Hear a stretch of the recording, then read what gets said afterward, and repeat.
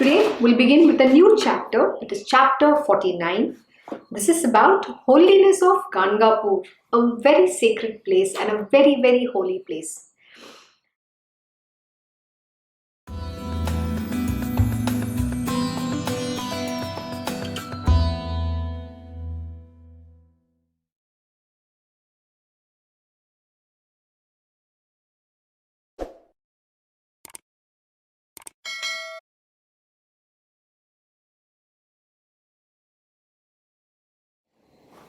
Very good morning. Jai Shri Krishna Guru. Thank you for joining Shri Guru Charitra Satsang. Wishing you all a very happy Friday.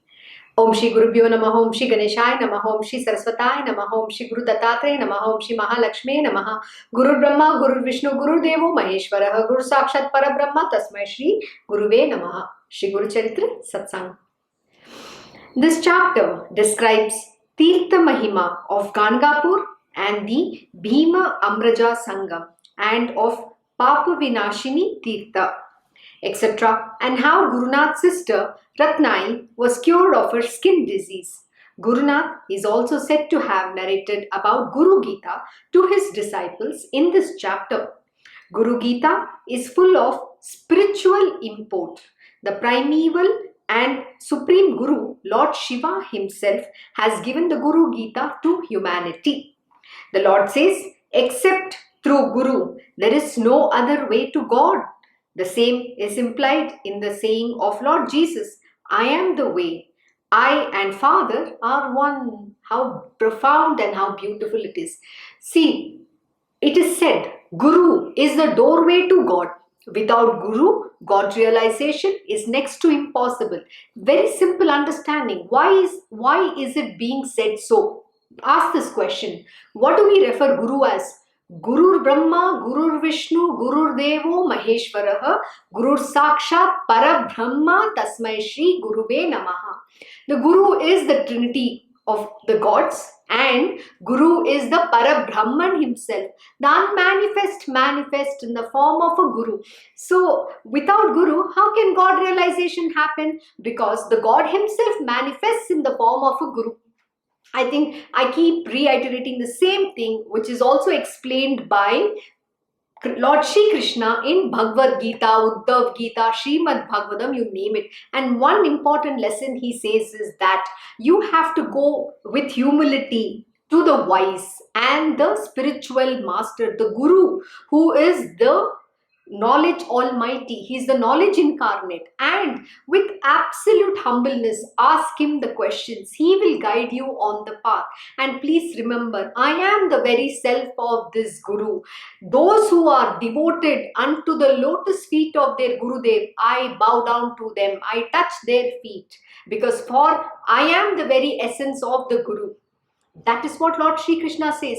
So isn't it God realization right in the palm of your hand? Absolutely. But what is the challenge that we human beings face, and also all the disciples and the devotees, those who have the real master, what is the challenges that you face? The challenge that you face is about the mind, body, ego, arrogance, all your shadripus such as the lust, greed, anger, insatiable desires and all other aspects of like jealousy, avarice, envy, you name it. We have all of this, which is a human or demonic nature, the demonic propensities. What is spirituality all about? To understand that I am not this body, I am that spirit. But how do you overcome all of this is through purification process. When you have to overcome your mind, body, ego, all your shadripus, the tendencies, and become your good self, that divine self. And when you have the divine qualities, the qualities of sattva, the sattva guna has to be predominant into you. You have to become absolute divine goodness, filled with goodness, love, compassion, loving, caring, forgiving. And that is when you will understand what it is to be on the path of, attaining the spiritual will, what it means to be godly. So it is not so easy. So this is the only obstacle that we have, because we are born as a human being. We have this body. And what does the body contain? It contains the vasanas and tendencies and its inherent natures from many of our previous lives. We carry that with us. All the tendencies, not only just from the past lives, but also we acquire in the present life of ours. And we have born of an inherent nature. We have one inherent nature that is always going to come forth, and to curtail the curve that nature is very important. Spirituality teaches that. And only, please remember, I've always kept telling you this, only God can tell you who a God is. Likewise, in the material world, if you want to become the top boss, like you want to become a chairman, you want to become some super boss of a company, only that person can guide you how to become a chairman or a super boss, not anybody else. So what does the God do? He manifests in the form of a guru to give you this understanding. But before you realize God, you have to go through that purification process. The purification process is extremely difficult. You know why? Because we're very attached to this body. We are attached to our mind and ego. We think I am the greatest, I am the mightiest. We have all those attitudes. We need to break our the misconceptions which is created by the mind. What does the guru do? He removes the he removes the material worldly imperfections and perfects our spiritual knowledge. And when you evolve and when your knowledge is perfected, then the fructification of knowledge happens. And once the fructification of knowledge happens within, which is only with the grace of your Gurudev and no other way at all, only when the Guru is pleased, the self will reveal itself to you at its perfect timing. So don't even bother about that. But most important thing that you need to understand is that you have to continue going ahead, progressing, doing your sadhana every day. Yes, you're going to, fail n number of times, but get up and run. Do not forget the lessons. Do not stop listening to satsangs. Do not leave the company of these great sages and the saints. The company of the holy is extremely important if you care about your spiritual weal. Please remember, any worldly attachment like your father, mother, brother, sister, friends, relative, wife, husband, children, everything will pull you down. That attachment is evil. In fact, you should go listen to my Krishna Guruji Satsang, Uddhav Gita, on this Wednesday evening at 4:30. Please listen to this satsang. He has summarized the entire spirituality in that one satsang of 1 hour. And even if we live that one word, our life will be redeemed. But what happens? We only hear. Listening doesn't happen. Because we are given into our own desires, our own pitfalls. Remember, a man walks with his eyes opened into the gutters, even after telling him, don't go there, don't do that. It is going to be your downfall. The Guru is such a mother. He's all ever caring for his children because he understands his children are ignorant beings. They do not understand because they don't have their understanding about who truly they are. So he makes a lot of effort to tell them and warn. He gives a warning. Please don't go. Please don't do that. Yet the child will exactly do what the mother tells him or her not to do. This is called the human nature. When will we understand how to listen to the instructions of the Guru? Imagine, just remember yesterday's chapter. What did we do? We learned about how to follow the instructions of the Gurudev to the T, so that we don't, fall into karmic loops in this material world and create furthermore karmas.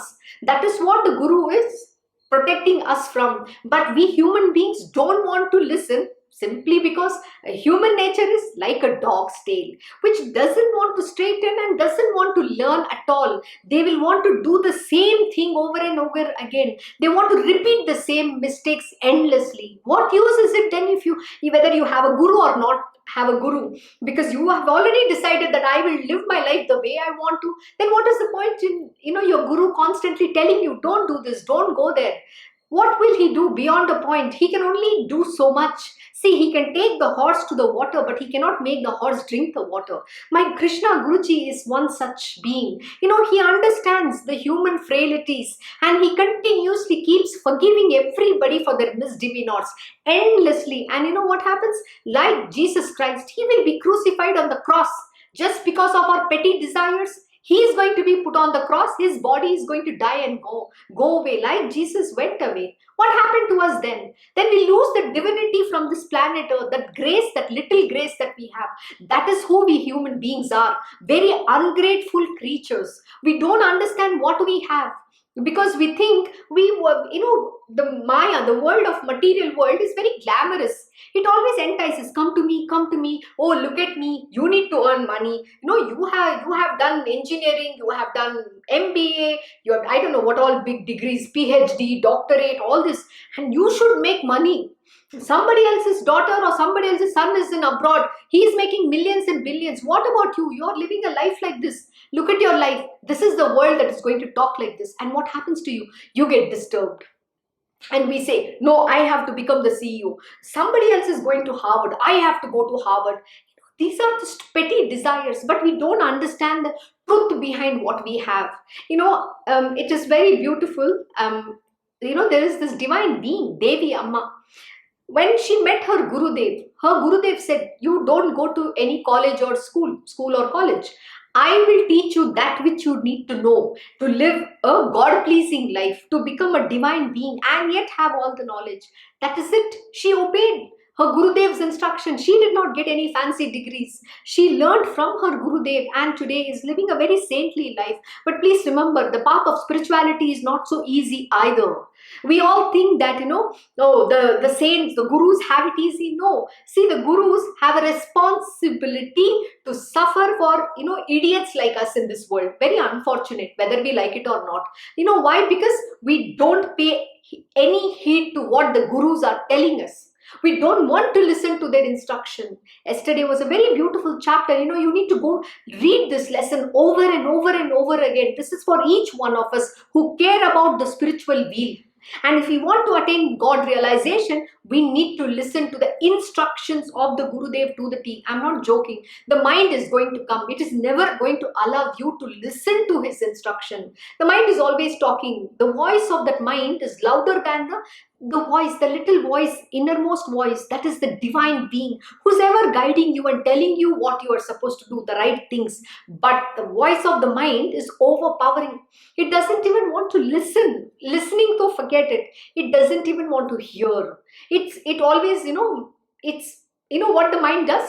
It has a selective hearing. My Krishna Guruji will always say this. Many years in the initial days under him, when I was learning, I didn't understand what the mind used to do because I've always lived listening to my mind. So when he was trying to remove all the past tendencies, the way how I have been programmed, rather how I've been programmed by my mind, rather, he was trying to remove all that to show me, look, you're listening to your mind. Don't fall prey to the mind. But it was not so easy for me to understand at that point in time. It has taken me many years to realize this. You know what? If we don't wake up early, we will lose the opportunity to evolve in our spiritual journey. Why do you want to lose that opportunity? Today, if you have that company of this great master, the sage and the saint, evolve on your spiritual wheel. Evolve on your spiritual journey and attain on your spiritual wheel. That is what will redeem your life. That's the only redemption in your life, because of what we say, the Maya is very enticing in the Kali Yuga. Kali Yuga, it's all about destruction. It's very easy to fall down, but very difficult to rise above. So when you have this opportunity, don't lose it. That's the one thing which is priceless and the precious thing which you can covet, which is spiritual wheel alone. There is nothing else is, worth it. It's all momentary. What is created will die someday. What is, what you're seeking is momentary happiness. That momentary happiness has no value. But please remember, for that little moment of happiness, you're going to cry and rue your entire life. Whether it is having, whether it is a dream about having to own a bungalow, to have conglomerate, to, make money, to want to wear the best clothes, jewelry, you name it, anything. All this is called greed, and it is called possessions. Possession is equivalent to also, it's equal even if you're not married, but when you have possessions, please remember that itself is an attachment. That itself is in bondage. How are you going to get rid of this bondage? My Krishna Guruji will always say, He said, I don't covet anything. I own nothing. There is nothing in my name today. I can just walk out. That is who he is. Avaduta. We have to become that. The moment you have, very soon we will be doing the 24 principal gurus of Lord Dattatreya. In that, the most profound story, even if you have a piece of food in your mouth, everybody in this world, the vultures are going to chase you for that little piece of food. You're not going to have peace in your life. So why do we need these possessions? Sometimes I feel very sad with people who have lived all their life trying to accumulate that penny. We say penny wise, pound foolish. People want to accumulate every little money to save, thinking that they're going to save for some rainy day. And they think that, okay, my son will take care, my daughter will take care, and I will give them to them. They will have my wealth. But who has asked them to do that? You think they are responsible for saving for their children? The one who's given birth, he's the one who's responsible. So why are you bothered? Today, go evolve on the spiritual journey. In that satsang of mine, which I just mentioned, in Uddhav Gita, my Krishna Guruji teaches this. And it is Lord Shri Krishna's last message to Uddhava. Even if we don't realize what is good for us, then even God can't save you. Let me tell you this much. The God can only show you this is right, this is wrong. Beyond a point, he can't save you. Because if you are adamant and hell-bent, wanting to go in the gutters, nobody can save you. Let me tell you. Even how can God save you? Because you don't pay heed to listen to him. So listen now. Get detached from the material world. The only company you need to have today is the company of the holy, the sages and the saints. And what happens by that? Then with that company, your material worldly attachments fall off. Your greed and desires will fall off. Then you will become a pure being, where you will become a desireless being. That is what the company of the sages and the saints do to us. And if you go in the material world, you are getting into the company of all the evil people. We have to stay away from the evil people. The evil people also are the body's relationship. It is also their attachment. Why they are called evil is simply because we are attached. That pulls us down. It binds you and to eternity. Why are you getting bound in that? Which means then you're sanctioning yourself many more rebirths with that same individual. Why do you need that? Not just that individual, people associated, whoever that is, everybody associated, you're sanctioning that you're going to be born again and again and again. Why do you need that? You don't need. Can you not just be attaining the divine Lord Almighty? The best companion in this universe, who's your best friend? He's the only one who's your best friend. Please remember, there is nobody in this world who's your best friend. And if you think, then you're the biggest fool of lifetime. There are no friends, there are no enemies as well. Everybody is driven by their own desires. They all have their hidden agenda. They have a purpose. And everybody is driven by lust and greed. You don't fall prey to that. That is what the gurus teach. They show you how to become dispassionate, detachment, and discriminate. And what is that they make you attain? They make you attain absolute faith, complete surrender, unconditional pure love, and exclusive devotion unto the lotus feet of this Gurudev and the Lord Almighty. The Guru is none other than this Lord Almighty himself. That is what they establish in you. But for which you have to put effort, and it is not going to come, on a platter. Even if it comes on a platter, you still will expect God to, take the food and feed you and put it in your mouth and digest it for you also. That is not possible. You have to put your self-effort towards attaining that. So don't waste this opportunity, God-given opportunity. If you have this great master in your life, use that opportunity to attain your spiritual wheel. It is now or never. There is no tomorrow. Please remember, for us, time is ticking, but for the divine Lord Almighty, that he is the time himself. And the sad part is we lose that moment. And when the time is gone, that moment is gone. It's never going to be back. And the world is not going to be the same ever again. And which is what we have learned with pandemic. Thanks to the pandemic, even then man doesn't realize. That is exactly what my Krishna Guruji is teaching. That is what Lord Shri Krishna is teaching Uddhava. The last message, Uddhava is Lord Shri Krishna's, He's a best person. He loves Uddhava dearly. What else can he give? He's giving him the right knowledge. He's imparting the esoteric knowledge of all times and the profound truth and telling him, Uddhava, don't get into this. Go and attain your spiritual being. This is how you have to live in this world. That is what Lord Shri Krishna teaches. So get over it and attain your spiritual wheel. And let's see what here Gurudev is teaching us. Again, this Guru Gita itself is a very, very profound scripture. It's a very small it's a very small lesson. It's a small book, but with a profound truth. And Lord Shivji is imparting this lesson to Parvati. When she asked the question, what is the importance of a guru? Why should one have a guru? Then Lord Shiva is teaching this. Guru Gita again is very, very profound scripture. It is the truth. It's a gospel truth. And in this, we are going to learn this profound lesson. Let us see what Narasimha Saraswati has to teach. So Guru Nath is also said to have narrated about Guru Gita to his disciples in this chapter. Guru Gita is full of spiritual import. The primeval and supreme Guru, Lord Shiva himself, has given the Guru Gita to humanity. The Lord says, except through Guru, there is no other way to God. The same is implied in the saying of Lord Jesus, I am the way, I and Father are one. That is what it is. See, we think Christianity doesn't have this thing. It's about how you understand it. Every religion talks about this alone. It is what is palatable to you. In my language, I call him Krishna. In somebody else's language, they address him as Father in heaven.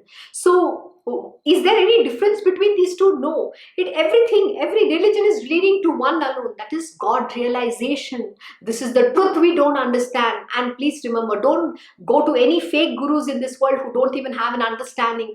And in that satsang, my Krishna Guruji talks about how to recognize a divine master, and which is what we have been learning for the last 48 chapters. Lord Narasimha Saraswati has been teaching this, the nature of this great Guru. Who is this Guru, and how do you become the highest of the disciples and the devotees and attain God realization? That is all it is. Every scripture teaches this alone. So let us see what the story is all about and what we are going to learn today. Namdarak asked Siddha Muni, why did Guru Nath love Gangapur so dearly that he came there and made it his abode almost permanently? And what was the merit possessed by Gangapur to become the Dattatreya Punya Theertha? Siddha Muni said that Sri Narasimha Saraswati himself had once explained this and narrated it as under.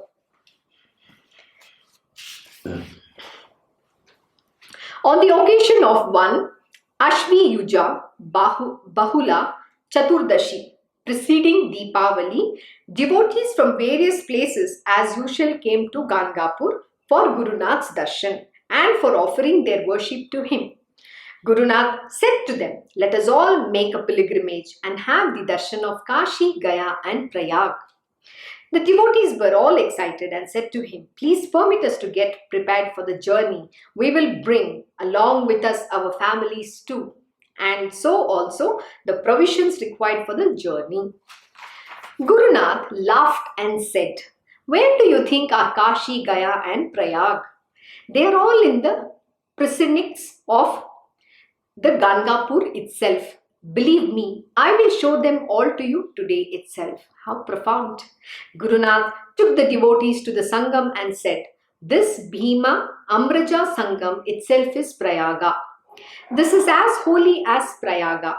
Besides, as the Amaraja river flows here as Uttara Vahini in the northern direction, this place is as holy as Kashi itself. There are 8 most sacred Theerthas in and around here. It will not be possible for even the 1,000-tongued Adishesha to describe the glory and the power of these 8 Theerthas. The devotees asked Guru Nath to tell them about the origin of Amaraja river. Guru Nath told them that in the Jalandhara Purana, the origin of Amaraja river was described. This was narrated briefly as under. So let us now understand the story. Jalandhar was an Asura. He was mighty in strength and conquered all the gods. A mysterious and strange power was protecting Jalandhar and made him invincible. If his head was chopped off, a new head would sprout up in its place instantly. If a drop of blood was shed from his body, out of that new demon would be born. Thus the armies of Jalandhar went on multiplying, far outnumbering the armies of the gods. The gods were rooted in the battle waged by Jalandhar, and they had to flee from their heavenly abode. Indra fled to Lord Shiva and narrated to him their plight and prayed that he should save them. Lord Shiva created Sanjeevani Uddak Ghat, the vessel of Sanjeevani water, and gave it to Indra and told him if the Sanjeevani water was sprinkled on the dead bodies of the Devas, they would also rise alive. While Indra was carrying the vessel of Sanjeevani water, a little water from the vessel spilled over and fell on the earth. Wow! And it became the Sanjeevani river. And this river later came to be called the Amraja river. How profound. See, we have never studied any of this. Do you even know about this? Yes, I have visited this place, but I have done Guru Charitra 3-4 times. Sometimes it doesn't register in our mind. Why? Because the mind has selective hearing. It only wants to take that which it feels palatable, that which is palatable to the mind. So you have to pay attention. This background is very important. This lesson is important. Why Gangapur is so of such high spiritual or holy place? It's a holy pilgrimage of spiritual importance. What is the significance between these places? That is something we have never questioned. We have never asked. It is always important to get that understanding. Then you know how, when you go there, then you will understand and you will evolve beyond, and you'll be very grateful to have visited these holy places. How sweet and profound is that? So always make an effort to learn, to know where you are going, what is the background, why this place is important, what are the different things that you need to know about that place. So always finding and going and studying is very important. This is what real knowledge means. This is what my Krishna Guruji will say. Today we are all very blindly following that which somebody says, and we go by hearsay. We have never made an effort to go and find out. Finding out is very important. While Indra was carrying the vessel of the Sanjeevani water, a little water from the vessel spilled over and fell on the earth, and it became the Sanjeevani river. And this river later came to be called the Amraja river. A bath in the river at the time of solar and lunar eclipses and on new moon and Ekadashi days will be most sanctifying and will confer great merit. But today the same Amraja Bhima-Amaraja Sangam is become completely filled with filth, muck, dirt, and how the people have been contaminating it. It's become so dirty, you don't even want to step in there. That's how holy we have kept. Very sad actually to see the state of affairs of how we people are like a pigs. We don't want to take care. If it is somebody's property, we want to ruin it and destroy it. What we don't understand it is for the welfare of this entire universe. We need to protect it like it is our own. And this is the one quality which a human being doesn't have. Very sad.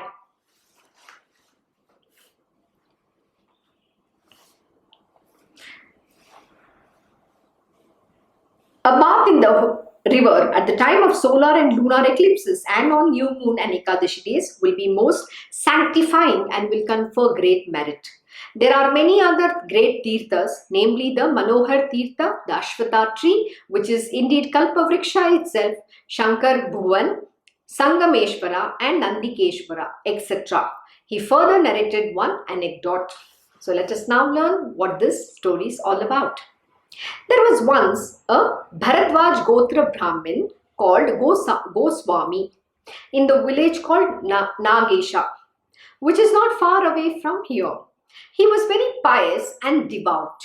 He had rid himself of all worldly attachments and spent all his time in worship and meditation of Lord Shiva. He had two elder brothers named Ishvara and Panduranga respectively. Once, both the brothers planned to make a pilgrimage to Kashi. They asked their younger brother Goswami also to accompany them in the pilgrimage. But the latter replied, Vishweshwara is here only. This place of ours itself is the holy Kashi. All the Theerthas abide here only. I see them all here only. Why go to distant Kashi? The brothers said that if it was really so, why was it that they were not able to see it all themselves? Goswami then prayed to Shiva that he should make all the holy Theerthas of Kashi get manifest there so that his brothers also could see and get convinced. Instantly, the manifestations began to make their appearance around there. The Murthy of Vishweshwaram made its presence out of one of the kundas there. Wow, how profound. This is called bhakti. Your bhakti and faith in the divinity has to be so high that you will make the divine manifest for you. The God is ever waiting to do anything for you. He will manifest at your any time that you want. He's always at your beck and call. That is the kind of faith and devotion one must have in their Ishta, the divinity that they believe in immensely. The Murthy of Vishweshwaram made its appearance out of one of the kundas there. They saw the Bhagirathi waters welling out from a spring. The brothers could witness all the Theerthas which they heard to be existing in Kashi. They were thrilled and spellbound. Sri Narasimha Saraswati described to them the Sangam Mahima, which is no less than that of the holy Kashi. He took them to the Papavinasini Theertha, which is a few miles away from there, and told them the merit one would earn by bathing in there. He said, the waters of Papavinasini will cleanse the jiva of all the sins accumulated over all the past births. Gangapur is itself the veritable Kashi. Just visiting to Gangapur, imagine how much merit you carry. But very sad, you should go and see the state of affairs in Gangapur today. People have made it commercial. There are all those, the godmen, so-called godmen are waiting to con. They're not godmen, they're all con men, waiting to con you. Con the stupid people, sorry to say that, because we never question why should you do certain ritual. It is God telling you that you have to perform certain things, and they will tell them, oh, we will do some pariharam, your problem will solve, your planetary positions will become fine, all those nonsense. And everybody believes in such kind of nonsense and goes and pays money and then gets themselves become a fool. They get conned into these kind of things and come back, and then they'll blame God. How convenient is it? Has God ever told you that you should do all these things? Please remember, God is giving a very simple lesson. If whatever that you are today and whatever you will be is all because of your karma. Whatever you suffer, whatever you go through, the family where you have taken birth is only because of your karma. So imagine how much of sins you have committed in your previous births that you are in such a condition. And today, the one thing that you need to do is to rise above and redeem yourself so that your future births can happen in a pious and affluent family. So why are you not putting effort to redeem yourself? On the contrary, there is no point in blaming God for the stars, for planetary positions, whatever nonsense. They are all nonsense. See, the day you understand this truth, and who can give you this understanding? Only the real master. So you need to question. This happened to me. I have already narrated my own story. There was a point in time in my life when things were not going right. I was frustrated because nothing seemed to be working. I was very dissatisfied. I was completely disillusioned by what was happening in my world. So I started believing, this body's parents and family members, everybody would go to these astrologers, philosophers, I don't know who all. They went to endless people. Somebody who will read the palm leaf, somebody who's going to give you this different stones, telling you you wear emerald, diamond, your birthstone, moonstone, your life will become magic. I didn't know at that time. I didn't understand. I also fell prey to that because I blindly followed. I never questioned this. When I questioned, let me come back to that part. So I used to go and do all these pariharams. It's called pariharam, where the effect, pariharam means it's you do those offerings, you do those rituals, and that is going to reduce the effect of your negative influence on the planet because of the planetary positions that you are in. So your natal chart, sort of. And then what happens? Then you're going endlessly trying to believe in this one after the other, one after the other, one after the other. There is no stop button to that. You're paying these people who are predicting and giving you those pariharams. You're paying them through your nose. All the money that you're earning is going into these rituals and all other nonsensical stuff in the hope that your life is going to become better. It's a very sad state. I have gone through it, so I can very well relate to what it feels like. What kind of an idiot I was. Sorry to call myself the name, but that is who I was at that time, unfortunately. Even the education, like my Krishna Guruji will say, then what use is that education, that when you cannot question, how can educated people like you do these things? That was his question to me. What makes you go into these kind of ditch? It's very sad. You know what drives us to that? It's called mind. The mind is dragging you down because you want your life to become better. You want more money. All these things makes you do these kind of nonsensical things in life without understanding the truth, why we are doing and whether we should do or not. But after many years, in 2009, in 2008, I went on an assignment to US on my work. I was completely again dejected because of my own perception about what America is all about, what New York City is all about, the pink color glasses broke, what corporates meant in life, because I had my own biases. But then when I came back from that assignment, my first question I asked to this person who would give me this pariharams, I asked her this question: why I've not seen the rest of the people in this world do these kind of things. I asked her, is my life dependent on this? If I need to have a better life, should I keep doing this for rest of my life? She could not answer my question. She had no answer. She mumbled something saying that, oh, even today the Westerners are following her, even they are coming because they are also in a lot of trouble.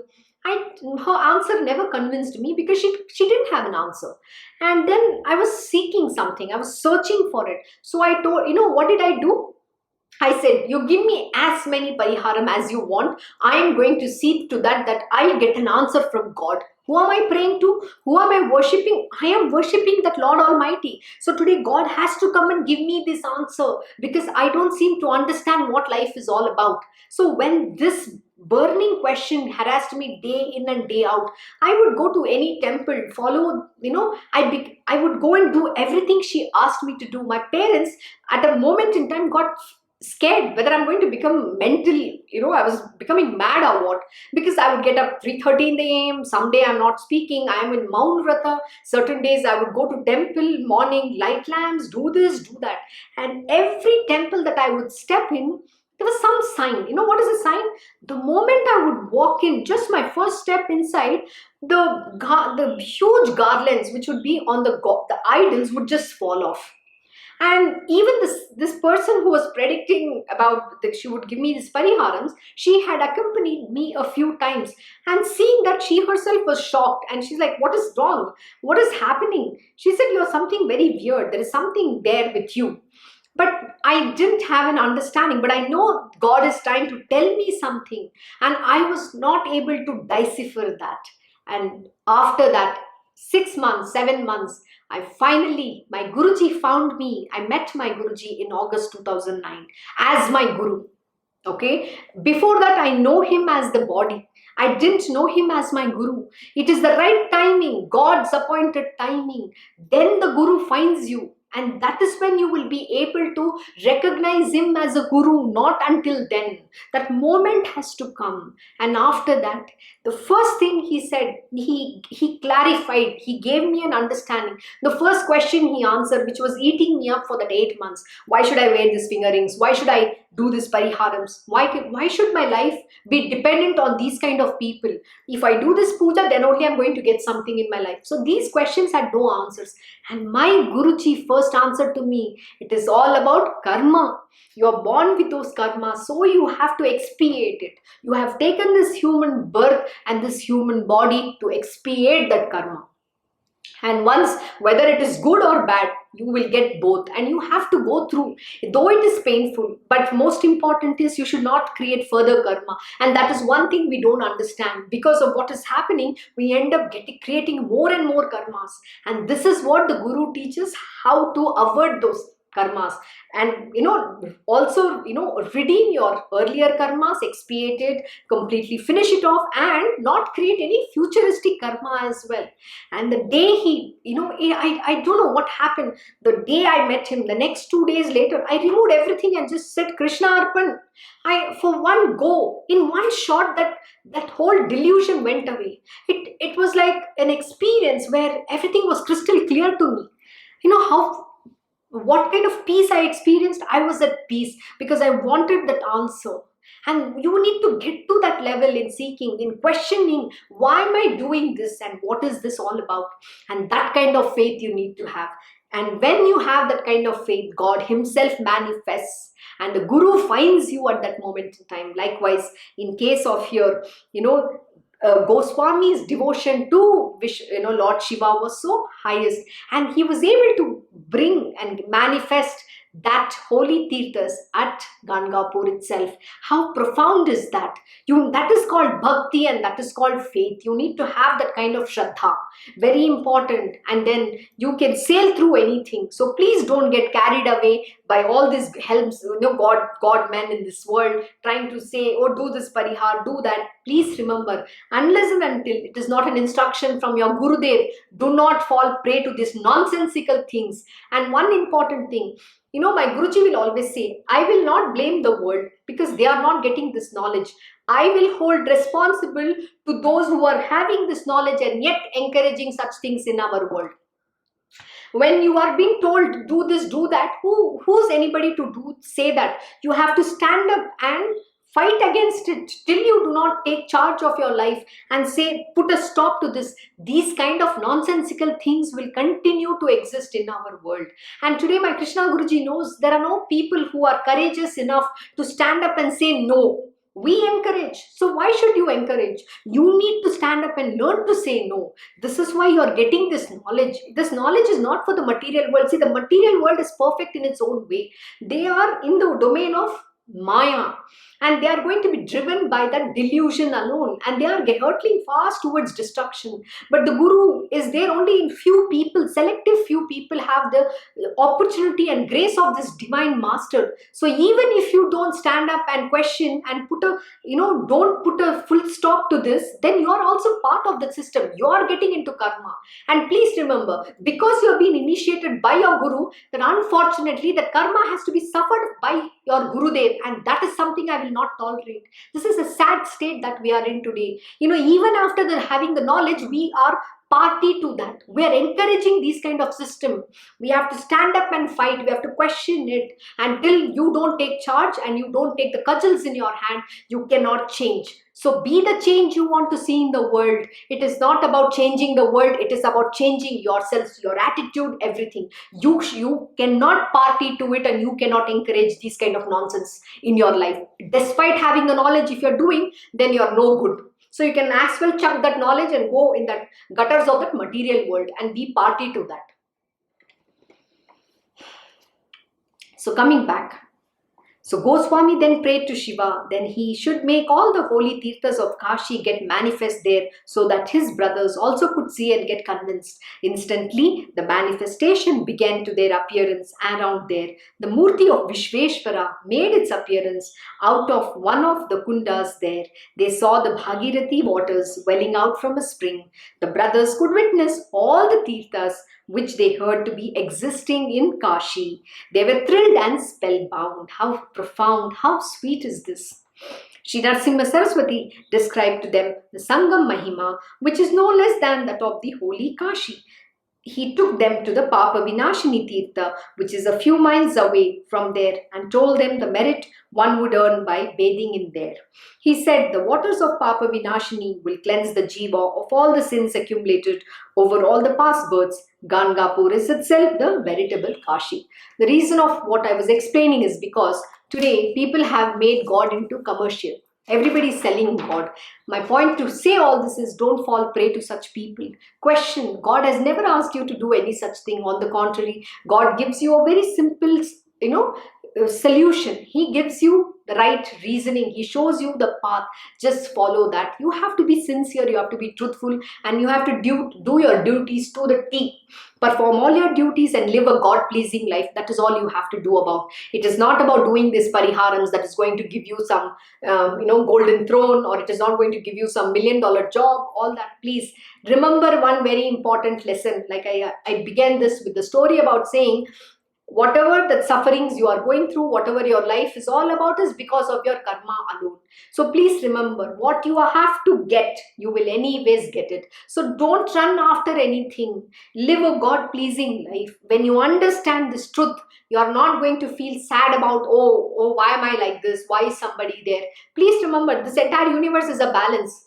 Today, remember Bill Gates, we say he's the richest man. Take example of Warren Buffett. Everybody is there because they're all meant to be. It is their destiny because of their karma.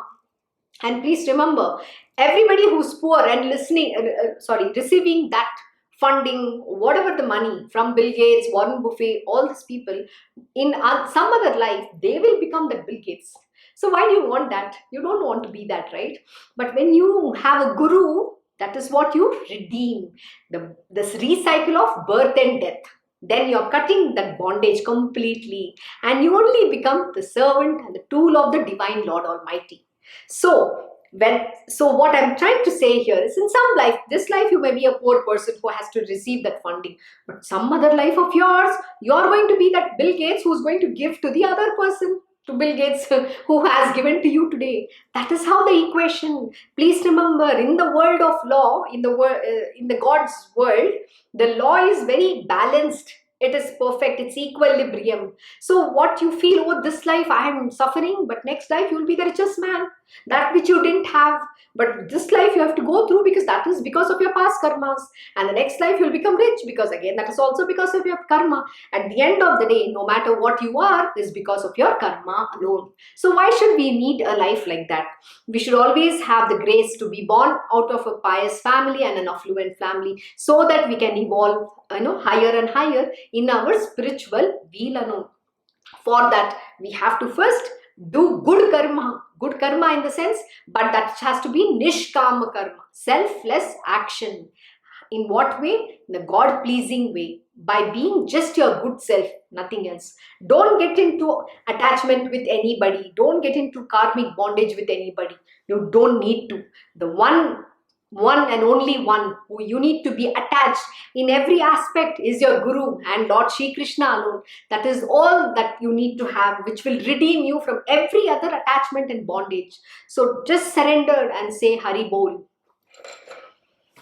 Siddha Muni told Namdarak about Papavinasini Mahima through another anecdote. So let us see what the story is all about. Shri Narasimha Saraswati had a younger sister called Ratnai. She was overtaken by leprosy due to a grave sin she committed in her former life. What is this all about? Karma. In this life, she is suffering because of her sins performed in some other life of hers, in her former lives. A cat had just given birth to 5 kittens in a pot. The woman, without seeing, had poured water in the pot and put it on fire for getting hot water. The newborn kittens had died. Oh my God, that is miserable. Oh, that's so sad. But again, isn't that a karma? An action performed knowingly or unknowingly. Again, the Bhishma Pitama story holds good. I've already said this story. I'm sure you know about it. Again, reiterating and repeating once again for your own understanding. Bhishma Pitama was riding his chariot. A chameleon crossed his, chariot. Just so that he could save that chameleon, he stopped the chariot and he took that chameleon and kept it on the sideway, in the bush. But after that, he didn't see that. He just went away. But during Mahabharata, he was lying down, waiting for his death on the bed of arrows. At that time, he asked Lord Shri Krishna, I remember in all my previous births, okay, what sin have I performed to have this kind of death? Why am I lying here waiting for my death? On the contrary, he was not waiting, but Bhishma Pitama had a I wouldn't say Vardhan, he had this ability to leave his body at his will. Okay, he could end his life, but they wait for that right timing so that they attain their spiritual will. Okay, now coming back, the question Bhishma Pitama asked Lord Shri Krishna is, why am I lying in this condition? I have not done anything bad. Then Lord Shri Krishna in Kurukshetra, he recounts this particular incident to Bhishma Pitama. And then he says, do you remember you took that chameleon on your sword and you left him on the side near the bush. You put in the bush, but you didn't know what happened. The chameleon was stuck in the cactus and it died. It died a brutal death. So Lord Shri Krishna says the death was anyway programmed. The chameleon is anyway going to die. But because you interfered in my way of working, you incurred karma there. So who are we to save anybody? Please remember, everything is predefined. The path, the destination is already fixed. So we are only following that path, the path to the destination. But on the way, we create too many more karmas because of using our mind. So that is what we shouldn't do. So what does the Guru teaches us? The Guru teaches us to perform nishkama karma, where there is no karma accruing. And we are not attached to any action or the fruits of the result. The end result. We are not attached to that.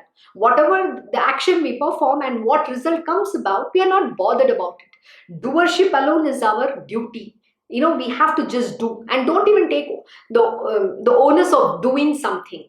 The moment you take ownership of what you do, then the karma sticks to you. So that is where the challenge lies in. So what does the Guru teach us? He teaches us how to be detached, how to not get swayed by what people talk. This equanimity of mind, even 12 plus years, it's such a long time, and yet it feels so difficult to achieve that state, that centeredness. That is why Lord Shri Krishna is known to be centered. He's neither white nor black, he's a gray. He's a mix of both. You have to always be centered. What does that mean? That means you don't get swayed by what people talk, what people say, what happens to you in your life. Whether somebody is praising you, whether somebody is saying something bad to you, it should not affect you. Please remember, at the end of the day, everybody is talking through their mind, and what comes of mind is their own judgment about you, their own way of looking at it. So don't get elated if somebody is praising you or somebody is saying, insulting you. It doesn't matter, because they are human being at the end of the day. How should that matter? But every word that your Gurudev says should matter to you in your life. And please remember, never take praise from your Gurudev. Like yesterday, my Krishna Guruji called me. I know 2 alpha females in this world, and he gave me, you're that alpha female. It was very pleasing, And then I went and studied a little bit more. And then I learned, oh my God, this is what I have been. But my Guruji says, look, you cannot live this way. When I met him initially, those were my qualities, are still my qualities. But my Guruji was fine-tuning it, because he says, in the material world, we have to follow the norms of the world in a certain way. But it doesn't mean that we can, succumb to it. That is not what he will teach us. He always teaches us to reason things out, to do the right things, and to stand up and fight for yourself. Never agree on to things that is not palatable, or that is something which is unrighteous or adharma. My Guruji teaches us this. He gives us that knowledge so that we are empowered. And with knowledge, you are able to do things in a righteous manner. That is why knowledge is important, the right knowledge. So when I went and looked up, oh my God, this is amazing. And that time he says, but it's not about ego. That's not what it means. It means God has given you that ability to be that, which means you are expected to do a lot more, and you are supposed to do continuously. That is why you have that nature. That is why God has given you that qualities, not just because to get elated. The reason he's showing me is to also unravel my hidden potential. That is what the Guruji does. And very beautiful again. Every day when I give my satsang, if I'm making any mistake or whatever, whatever he thinks I should improve or better myself, he will always give me a feedback. And in that he'll say, no, this is not the way, this is how it is. So what does that mean? Does it mean, oh, I am bad, I feel, oh, my Guruji insulted me, he put me down? No, it is a learning. Your Gurudev, when he says, no, you've not done it right, you can do it better, which means he knows you have that potential where you can do better, which means you have to put lot more effort. So you have to become perfect. To becoming perfect, you have to go through the process of learning. That learning is very important, and constantly, improving. You have to always see how you better and better and better yourself. That is what the Gurudev tells you. But please remember, you can never get, don't ever get elated, or don't even feel sad about somebody saying, insulting you. Both should not affect you. Equanimity of mind is very important, and know that only your Gurudev, whatever he says, is the gospel truth, because he cares about your well-being. The people in this world are all bothered about their own self, I, me, myself. They are not interested in your progress. They only want to see, can I save my back? So this is the world today. Everybody is self-centered.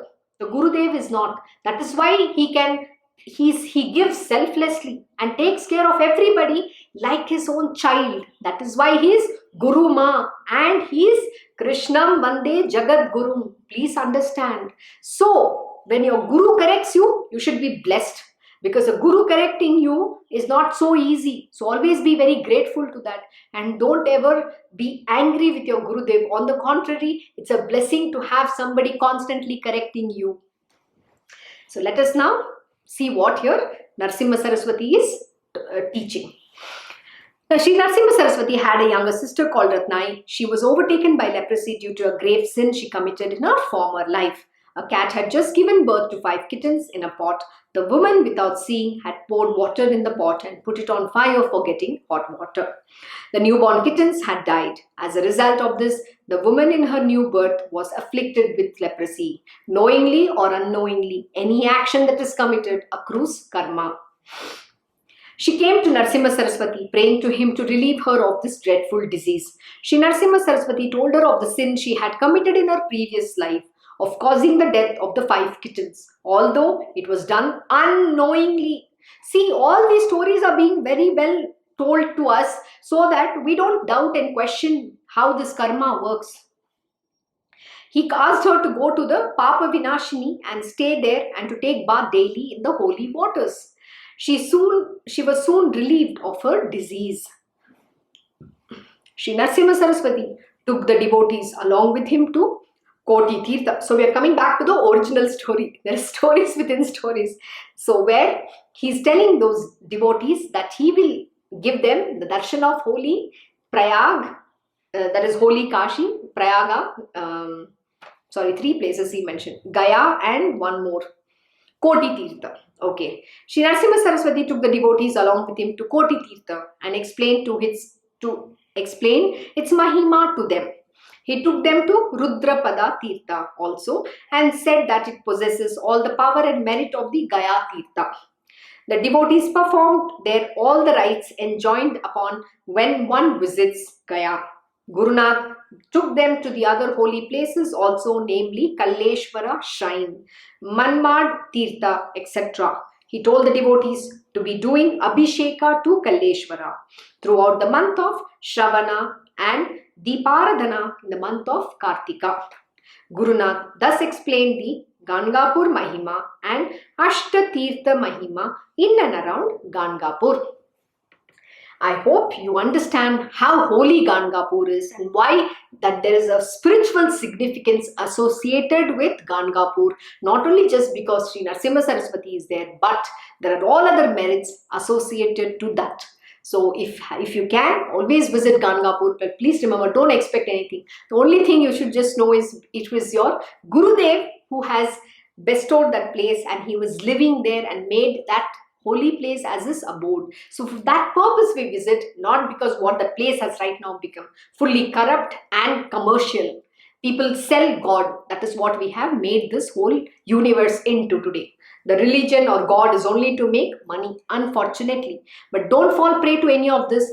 but only have your devotion and bhakti to the Divine Lord Almighty, and you will experience Him no matter where that, however bad that place might be, whatever that might have become. But the divinity is always there, and that is only experienced to your Shraddha and Bhakti. So with that, we end today's chapter. Thus ends the 49th chapter of Shree Guru Charitra. I will have to do this note, which we will continue on Monday. This is talking about the Guru Gita Upadesha, which I will finish it on Monday. So glory to the all-merciful, the omnipresent and the ever-responsive Guru Nath. I hope you enjoyed today's lesson. So please contemplate and understand what is good for you and keep evolving in your spiritual journey. Thank you for joining Shree Guru Charitra Satsang. Wishing you all a very happy Friday and a very happy weekend ahead. Om Shri Mahaganapate Namaha. Om Shri Gurudev Datta. Om Shri Sachidananda Sadguru Sainath Maharaj Ki Jai. Om Namo Bhagavate Vasudevaya. Digambara Digambara Shripad Vallabha Digambara. Om Shri Krishna Guru Nath Natha Shri Guruve Namaha. Om Devi Durgaya Namaha. Om Shri Krishna Arpanam Namastu. Krishnam Vande Jagadgurum.